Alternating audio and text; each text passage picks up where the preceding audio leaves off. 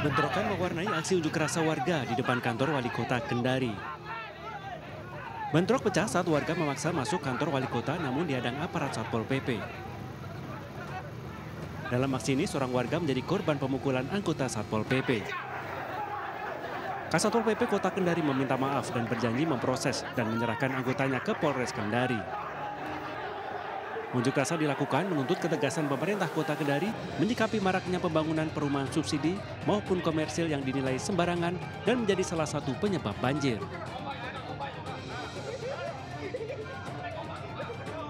Di sini tinggal sama-sama. Tapi kan dia acara kita. MI, ibu rumah tangga, dan R, pria selingkuhannya digerebek warga di rumah MI di perumahan Batara Mawang, Bonto Maranu, Kabupaten Goa, Sulawesi Selatan. Penggerebekan dilakukan setelah warga mengetahui MI berulang kali memasukkan pria ke rumahnya. Ironisnya, MI diduga berselingkuh saat suaminya tengah ditahan di lapas narkotika kelas 2A, Sungguh Minasa, Goa. Pengurus RT menyebut pasangan selingkuh ini digerebek setelah beberapa kali terlihat berduaan di dalam kamar tanpa busana. Menghindari aksi main hakim warga, pasangan selingkuh ini digiring ke Mapolsek Bonto Maranu, Kabupaten Goa.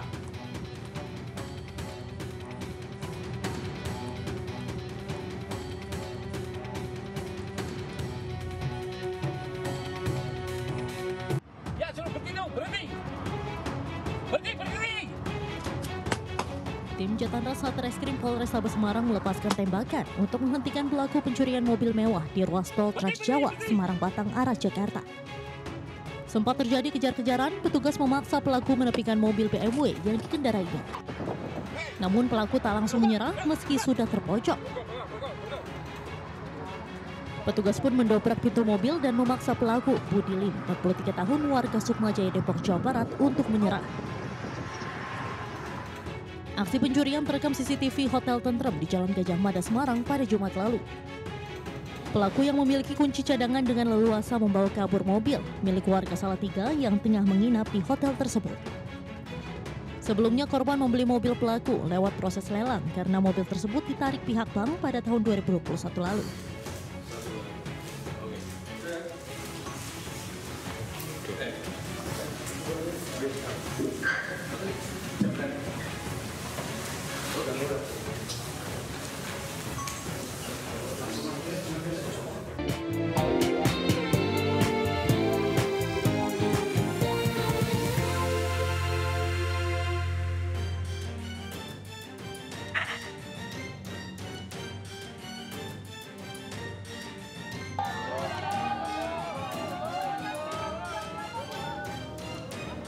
Prabowo panggil puluhan tokoh yang akan menjadi calon menterinya.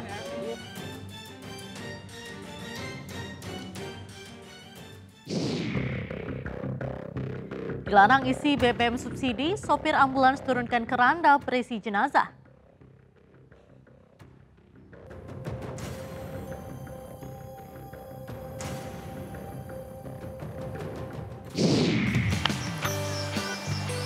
Indahnya pesona Golden Sunrise di Pantai Sumur 3 Aceh menarik banyak pengunjung.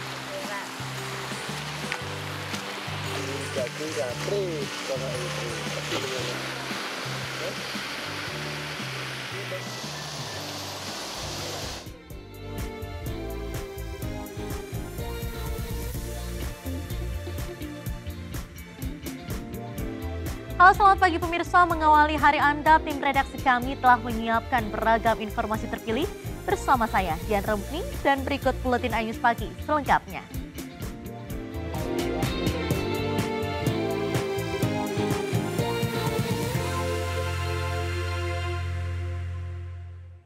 Pemirsa, sejumlah tokoh yang digadang-gadang bakal menjadi calon menteri datang menemui Presiden terpilih Prabowo Subianto di kediamannya di Kertanegara, Jakarta Selatan. Sejumlah tokoh yang hadir mulai dari politikus, akademisi, hingga sejumlah menteri Kabinet Indonesia Maju. Ada wajah lama dan wajah baru calon menteri yang dipanggil Prabowo.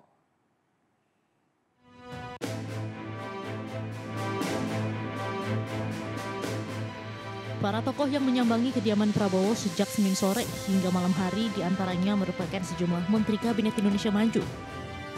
Mulai dari Mendagri Tito Karnavian, Mendak Zulkifli Hasan, Menteri ATR BPN Agus Harimurti Yudhoyono, Menteri Keuangan Sri Mulyani, Menteri BUMN Erick Thohir, Menpora Dito Aryo Tejo, Menteri Kesehatan Budi Gunadi, dan menteri-menteri lainnya. Para Menteri Kabinet Indonesia Maju yang dipanggil ini digadang-gadang bakal menjadi calon menteri untuk mengisi Kabinet Prabowo Gibran. Beliau memberikan arahan bagaimana rencana ke depan, karena tentu situasi dunia sedang tentu kompleks ya, kita bisa lihat. Dan tentu amanah ini ya tadi saya sampaikan akan saya jaga sebaik-baiknya, dan saya akan pastikan amanah ini kita sukseskan gitu. Selain Menteri Kabinet Indonesia Maju, Prabowo juga memanggil mantan istri Basuki Cahayapurnama, Ahok. Veronica mengungkapkan dirinya diminta untuk mengurus kesejahteraan ibu dan anak. Hari ini saya baru dipanggil oleh Pak Teddy untuk bertemu dengan Pak Presiden, Pak Prabowo. Ya, semoga saya bisa melayani masyarakat untuk kedepannya. Tapi untuk semuanya saya masih menunggu Pak Presiden yang mengumumkan. Selain itu, Prabowo juga memanggil Imam Besar Masjid Istiqlal, Nasaruddin Umar. Nasaruddin mengaku tidak menyangka mendapat panggilan Prabowo dan mendapat tugas sebagai salah satu menteri di Kabinet Prabowo Gibran. Iya, saya kira tidak jauh dari keseharian saya ya, bagaimana supaya kita ini ya nantilah beliau yang akan menjelaskan ya, tetapi alhamdulillah saya merasa I feel I'm nothing ya, tapi kok kenapa saya juga ikut dipanggil, nggak pernah nyangka, nggak pernah bayangkan, saya hanya bekerja secara profesional. Dan berikut nama-nama calon menteri yang dipanggil Prabowo.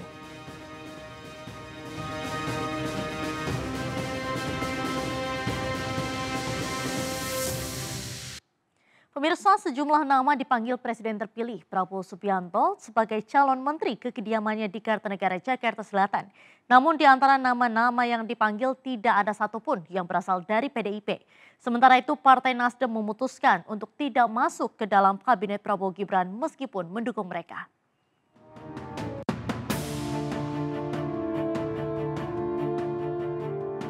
Sejumlah tokoh datang menemui Presiden terpilih Prabowo Subianto di kediamannya di Kertanegara, Jakarta Selatan. Mereka yang datang digadang-gadang bakal menjadi calon menteri di pemerintahan Prabowo Gibran. Ada lebih dari puluhan tokoh yang datang, namun tidak ada satupun di antara mereka yang berasal dari PDIP. Sebelumnya, Ketua DPP PDIP Puan Maharani memberi sinyal partainya akan bergabung ke pemerintahan Prabowo Gibran.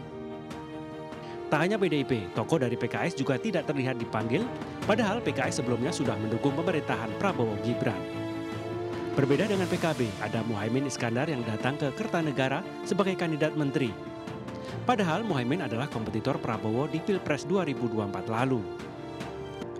Sementara itu, Partai Nasdem memutuskan tidak masuk dalam kabinet pemerintahan Prabowo Gibran.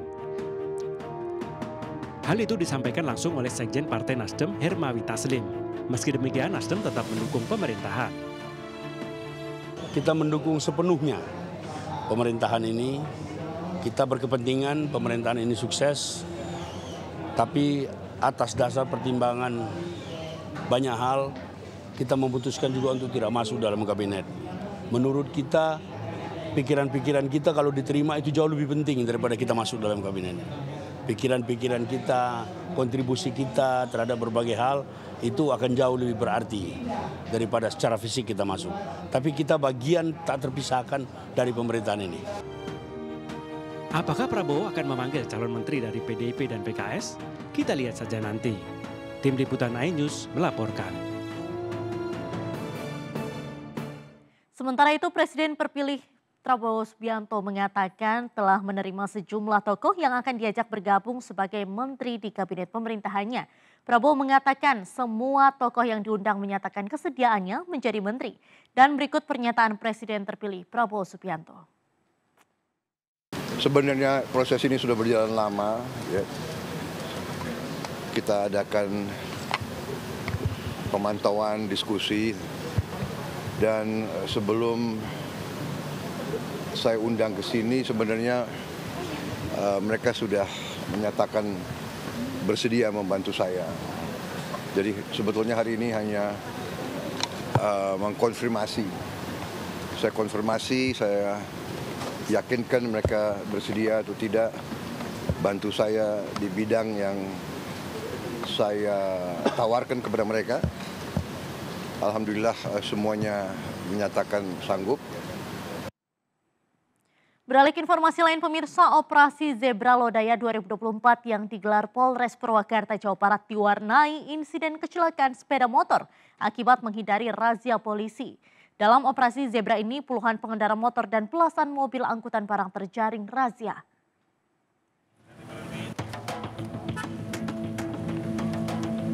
Pria pengendara motor yang membonceng anak dan istrinya ini terjatuh usai menabrak minibus di perempatan Jalan Ciganea, Jatiluhur, Purwakarta. Diduga kecelakaan terjadi lantaran pengendara motor panik dan berusaha menghindari razia polisi. Akibatnya bagian belakang sebelah kiri minibus penyok dan lampunya pecah. Insiden kecelakaan juga menimpa pengendara motor lainnya yang diduga terserempet pemotor yang tiba-tiba berbelok arah menghindari razia. Tak sedikit pengendara motor nekat memutar arah dengan cara berbahaya saat hendak diberhentikan polisi. Dalam operasi Zebra Lodaya 2024 ini, Polres Purwakarta menindak puluhan motor dan belasan mobil angkutan barang. Umumnya mereka yang terjaring razia tidak melengkapi diri dengan surat berkendara, pelanggaran rambu lalu lintas dan knalpot motor yang dimodifikasi. Yang melanggar kita sistem hunting system, kita patroli beberapa anggota polisi, jika di jalan menemukan melanggar kita tindak lewat etle ataupun tilang manual. Pak, tadi ada beberapa insiden kecelakaan, Pak, itu ada himbauan Pak dari masyarakat, Pak? Baik, untuk himbauan pada masyarakat, jangan pernah takut oleh polisi. Oleh karena itu, lengkapi surat-surat sebelum berangkat menjalankan aktivitas. Rencananya razia Zebra Lodaya 2024 akan digelar mulai tanggal 14 hingga 27 Oktober 2024 mendatang. Dari Purwakarta, Jawa Barat, Airwan, iNews melaporkan. Pemirsa, pihak Korem 061 Surya Kencana memberi penjelasan terkait kronologi truk TNI yang menyerempet mobil milik warga di kawasan Sukamakmur, Bogor. Penjelasan tersebut menyusul viralnya rekaman video pengemudi truk TNI yang cekcok dengan wanita pengendara mobil.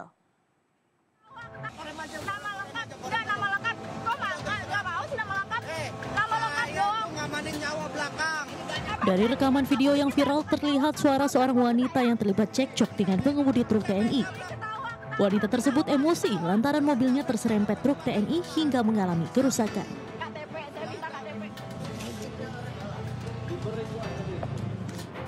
Atas kejadian pada hari Jumat lalu tersebut, pihak Korem 061 Surya Kencana memberikan penjelasan truk TNI yang sedang membawa pasukan untuk melakukan pengamanan VVIP. Saat melintas di tanjakan Sukamakmur ada mobil dari arah berlawanan. Namun mobil memaksa masuk walau kondisi jalan sempit hingga mengakibatkan bumper mobil terserempet truk. Pihak Korem 061 Surya Kencana siap bertanggung jawab bila memang korban mengalami kerugian.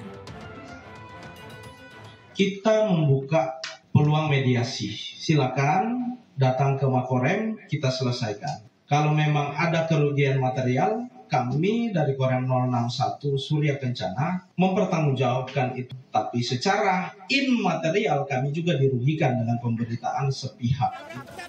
Hingga saat ini pemilik akun Milanta yang mengunggah rekaman video peristiwa tersebut belum dapat dikonfirmasi oleh pihak Korem. Dari Bogor, Jawa Barat, Wildan Hidayat, iNews melaporkan.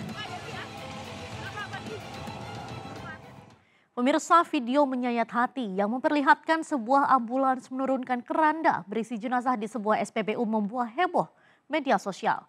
Belakangan diketahui penyebab sopir menurunkan keranda karena dilarang mengisi BBM subsidi.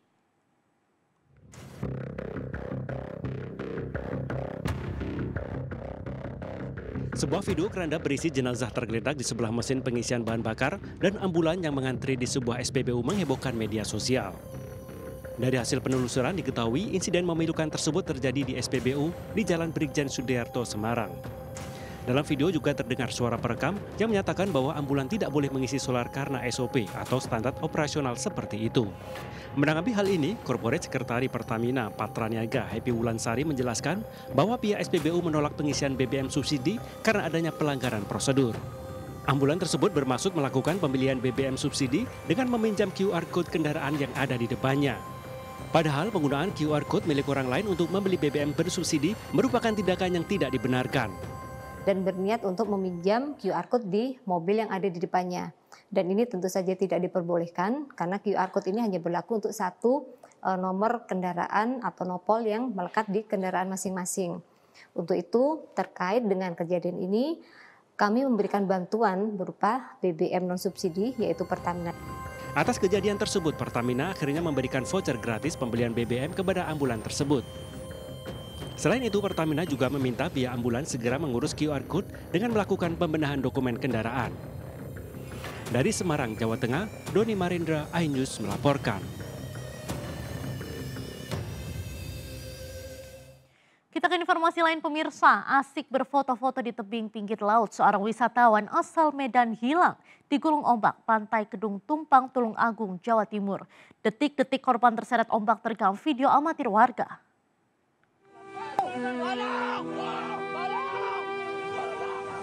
Video amatir ini merekam sesaat setelah seorang wisatawan terseret ombak di tebing pinggir laut Pantai Kedung Tumpang, Tulung Agung pada Sabtu pagi. Teman-teman korban dan sejumlah warga tidak berani menolong korban karena kondisi gelombang laut sangat besar dan berbahaya. Korban sempat terlihat terombang-ambing di tengah ombak, akan tetapi tidak ada yang berani menyelamatkan korban. Perlahan-lahan korban terseret ke tengah laut dan hilang. Korban atas nama Roni Joshua warga Kota Medan, Sumatera Utara sedang berwisata ke Kampung Inggris di Kediri.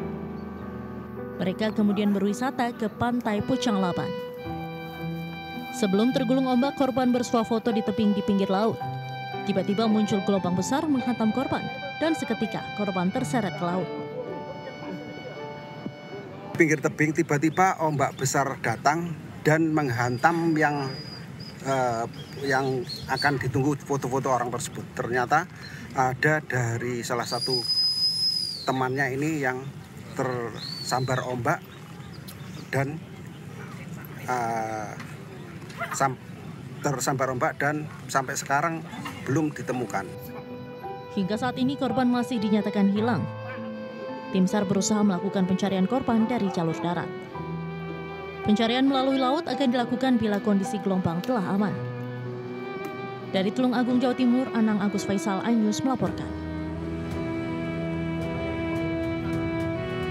Akibat kelebihan muatan, puluhan pengunjung Taman Cadika tercebur ke danau buatan setelah jembatan yang mereka gunakan untuk menyeberang ambruk. Tidak ada korban jiwa dalam peristiwa ini dan pemerintah Kota Medan, Sumatera Utara segera memperbaiki jembatan. Kepanikan dan teriakan histeris terjadi saat puluhan pengunjung Taman Cadika Medan terjebur ke danau buatan akibat tali seling jembatan terputus dan ambruk.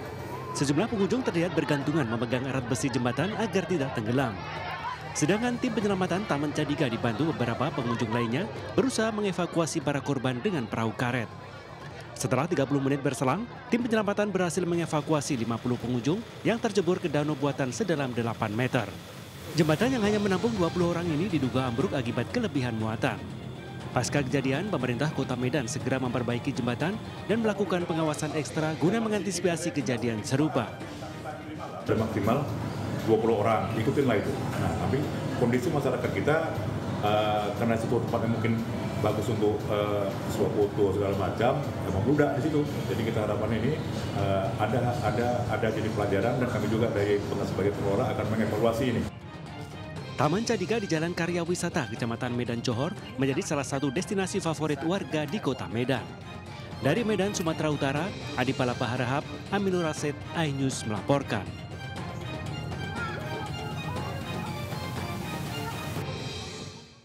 Kita beralih ke informasi dari lapangan hijau pemirsa. Pelatih Timnas Indonesia Sintayong akan mempertahankan starting 11 saat menghadapi Cina dalam kualifikasi Piala Dunia 2026 zona Asia di Qingdao, Cina. Optimisme juga ditunjukkan para pendukung yang meyakini pasukan Merah Putih bakal meraih 3 angka penuh saat melawat ke Cina.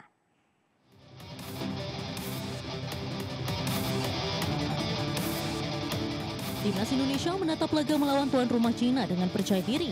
Meski harus bermain di Stadion Qingdao Youth Football dalam kualifikasi Piala Dunia 2026 zona Asia. Pelatih Sintayong juga diyakini tidak banyak melakukan perubahan berarti dalam squad starting 11. STY masih akan menggunakan formasi 3-4-3 favoritnya dengan 3 pemain belakang seperti Basil Gertz, Rizky Ridho, dan Kapten Zeizes.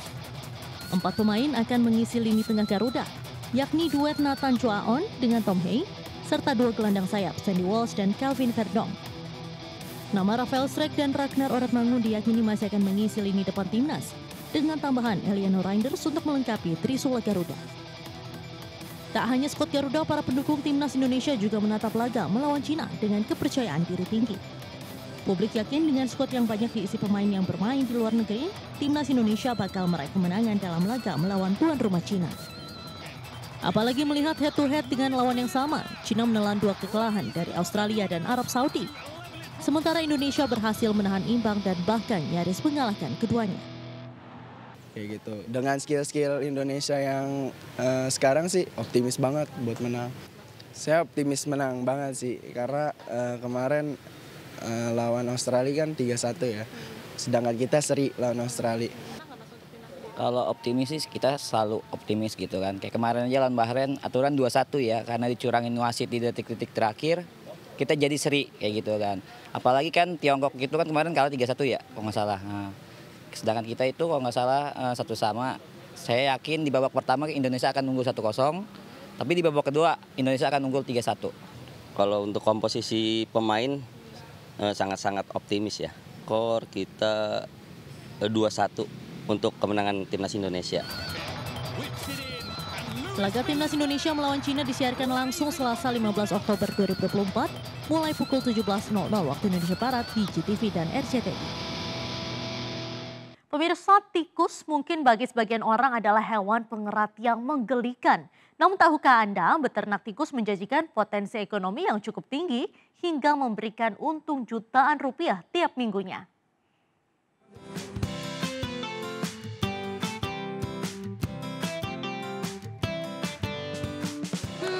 Geli ya lihat tikus-tikus ini. Atau malah lucu menggemaskan.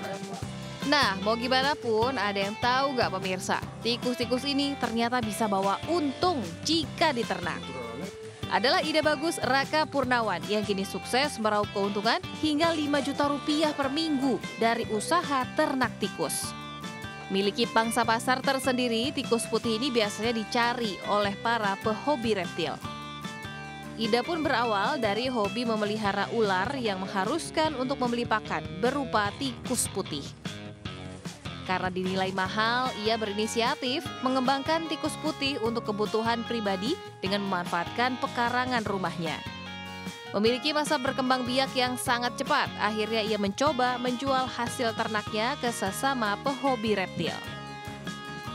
Per bulan itu paling nggak sekitar per minggu lah saya bilang dulu, per minggu itu paling nggak 1.000 sampai 1.005 ekor. Kalau dirupiahkan sekitar 6 sampai 7 jutaan. Per minggu itu? Per minggu. Tidak hanya dijual pada sesama pehobi reptil, tikus juga dibutuhkan oleh para mahasiswa Universitas Negeri di Bali sebagai bahan penelitian. Per ekornya bisa dijual dari kisaran harga Rp5.000 hingga Rp65.000 tergantung jenis tikus. Dari Denpasar, Bali, Indira Ari, iNews melaporkan. Beralih ke informasi kuliner pemirsa, kali ini kami akan mengajak Anda ke Lumajang, Jawa Timur untuk mencicipi kelezatan kuliner iga bakar madu yang menggugah selera. Daging iga yang telah diproses selama 6 jam ini membuat tekstur daging lembut berpadu dengan bumbu rempah dan olesan madu yang menambah cita rasa. Berikut liputannya untuk Anda.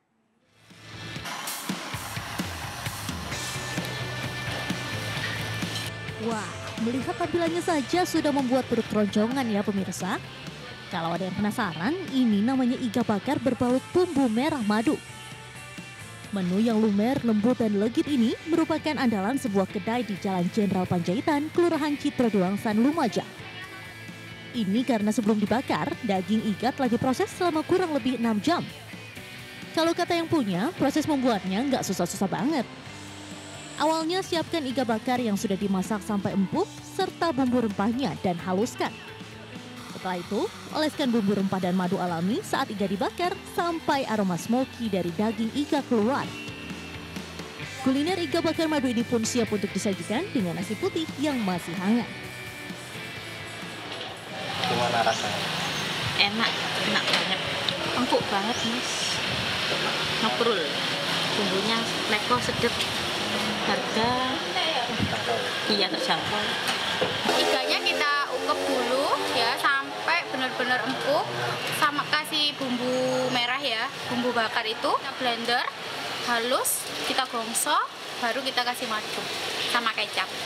Kalau harga berapa? Untuk harganya itu 25.000, sudah include sama nasi. Bagaimana pemirsa? Apakah Anda tertarik mencoba kelezatan kuliner iga bakar madu ini? Dari Lumajang, Jawa Timur, Yayan Nugroho, iNews melaporkan.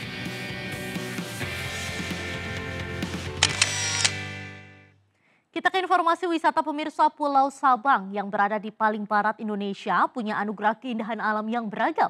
Salah satunya adalah Pantai Sumur Tiga. Di lokasi ini Anda bisa menyaksikan indahnya matahari terbit dan melihat lebih dekat wisata sejarah Sumur Tiga dengan airnya yang sangat jernih.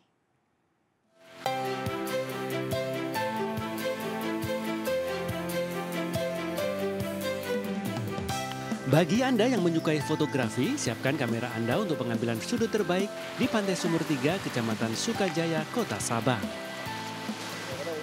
Lihat saja pemirsa, kuningnya pancaran sinar mentari yang membelah cakrawala saat pagi tiba, tergambar layaknya sebuah lukisan. Tak heran, daya tarik ini pula yang membuat banyak wisatawan berkunjung ke lokasi ini menghabiskan waktu liburan di pulau paling barat Indonesia. Hembasan gelombang serta riuhnya perahu-perahu nelayan yang hendak melaut di pagi hari menambah suasana liburan lebih berkesan. Pulau Sabang tak hanya kaya dengan wisata alam panorama bawah laut. Pantai Sumur Tiga juga punya pesona keindahannya tersendiri. Masih di area pantai, Anda juga bisa menikmati objek wisata sejarah Sumur Tiga dengan airnya yang sangat jernih. Untuk masuk ke sini, Anda cukup membayar uang Rp5.000 saja. Sebenarnya pantainya bagus, hanya saja sumur-sumurnya padahal ini peninggalan sejarah tapi tidak terurus. Karena kan ini objek wisata yang bagus, karena ini sejarah di Kota Sabang. Kita bisa puas kita lihat pemandangan alam sekitar sini itu kan lebih bagus, lebih indah ya lihat ini. Sunrise ya. Nah, bagi Anda yang sedang berkunjung ke Pulau Sabang, bisa menyempatkan diri menikmati indahnya matahari terbit di Pantai Sumur Tiga. Dari Kota Sabang, Aceh, Sukri Sarifudin, iNews melaporkan. Cuaca buruk yang menerjang wilayah Klaten, Jawa Tengah membuat panik warga yang berbelanja. Jangan kemana-mana pemirsa, Buletin iNews Pagi akan kembali sesaat lagi.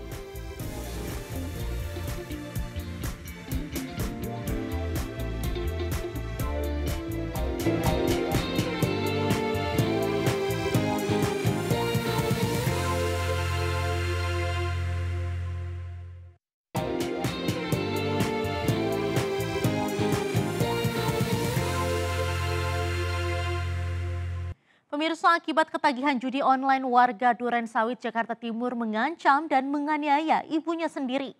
Sementara itu di Surabaya, Jawa Timur, seorang pengasuh anak menjadi tersangka karena mencekoki obat keras kepada balita berusia 2 tahun 3 bulan asuhannya.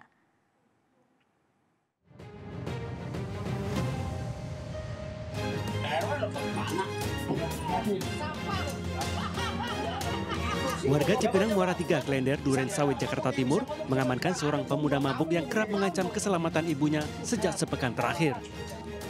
Anak durhaka ini diamankan karena ia dalam pengaruh miras dan mengamuk setelah keinginannya meminta uang untuk bayar kontrakan dan main judi online tidak dipenuhi orang tuanya. Seorang pengasuh anak ditetapkan sebagai tersangka karena mencekoki obat keras kepada balita asuhannya yang baru berusia 2 tahun 3 bulan. Saat diperiksa, ia mengaku mencekoki obat keras untuk memudahkan dalam mengasuh balita tanpa pikir panjang akan efek samping obat keras yang diberikan.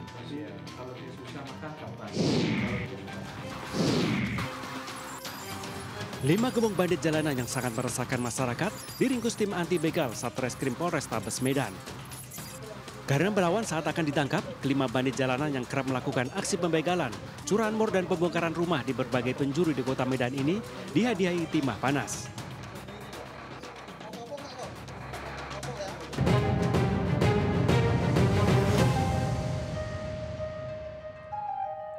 Pemirsa, cuaca buruk yang menerjang wilayah Klaten, Jawa Tengah membuat panik warga yang sedang berbelanja produk UMKM di lapangan Karanganom. Selain merusak puluhan tenda UMKM, hujan deras disertai angin kencang membuat genteng rumah warga berhamburan. Detik-detik hujan deras disertai angin kencang di lapangan Karanganom, Klaten terekam video amatir.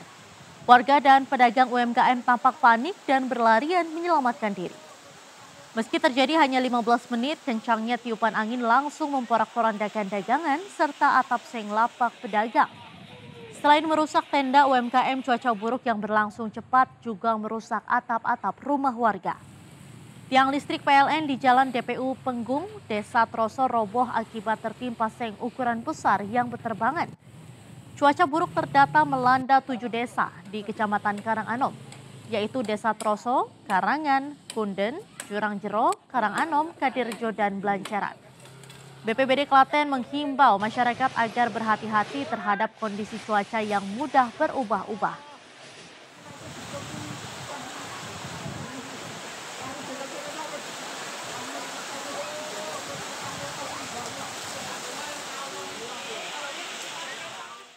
Sementara itu di Kota Batam, pemirsa, hujan deras menyebabkan beberapa wilayah terendam banjir dengan ketinggian air mencapai 2 meter. Selain banjir, di sejumlah tempat mengalami longsor dan jalan amplas. Banjir menggenangi ratusan rumah di Kampung Tembesi Tower, Kecamatan Saguling, Kota Batam dengan ketinggian mencapai 2 meter. Air datang tiba-tiba menyusul tingginya curah hujan sejak Senin pagi, membuat warga tidak sempat menyelamatkan barang-barang berharga. Warga mengeluhkan banjir kerap terjadi sejak pembangunan kawasan industri di belakang kampung mereka. Warga sudah melapor kepada semua pihak, akan tetapi tidak ada tanggapan dari Pemko Batam. Selain wilayah Tembesi Tower, banjir juga menggenangi kawasan Bengkong Sadai, Windsor, Kafling Punggur, Kepri Mall, Nagoya, dan beberapa titik lainnya. Banjir juga merendam ruas jalan utama di Kota Batam akibat sistem drainase yang buruk. Meski tidak ada korban, warga diminta waspada terhadap cuaca buruk.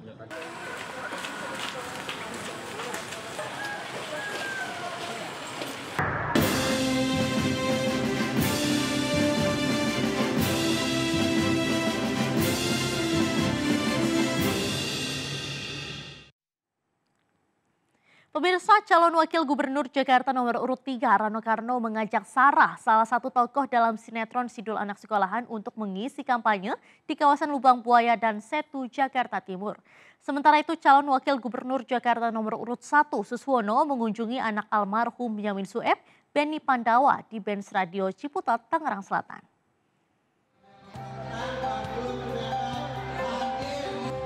Kedatangan Rano Karno di Jalan Manunggal, Lubang Buaya, Jakarta Timur disambut meriah warga. Kali ini, Sidul mengajak Cornelia Agatha atau pemeran Sarah dalam sinetron Sidul Anak Sekolahan. Dalam kesempatan ini, Sidul berjanji akan memperhatikan wilayah Lubang Buaya dengan membangun banyak sekolah. Selain di Jalan Manunggal, Rano juga menyempatkan berkampanye di wilayah Setu untuk menyampaikan program-program unggulan seperti menaikkan insentif RT/RW, petugas posyandu, dan juga jumantik. Di hari yang sama, calon wakil gubernur Jakarta nomor urut 1 Suswono mengunjungi anak almarhum Benyamin Sueb, Benny Pandawa, di Benz Radio Ciputat, Tangerang Selatan. Dalam kunjungannya, Suswono menyampaikan keprihatinannya karena saat ini Sanggar Budaya Betawi sudah langka. Jika diamanatkan, Suswono berjanji akan memperkuat kembali kebudayaan Betawi dengan membangun kelembagaan budaya dan juga melalui pendidikan. Dari Jakarta, tim liputan iNews melaporkan.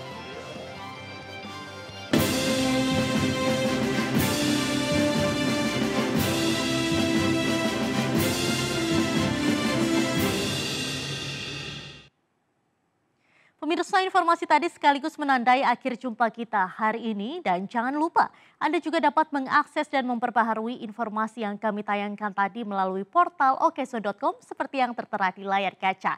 Saya Diandra Mukni mewakili seluruh kerabat kerja yang bertugas pamit undur diri dan terima kasih atas kebersamaan Anda dan selamat pagi.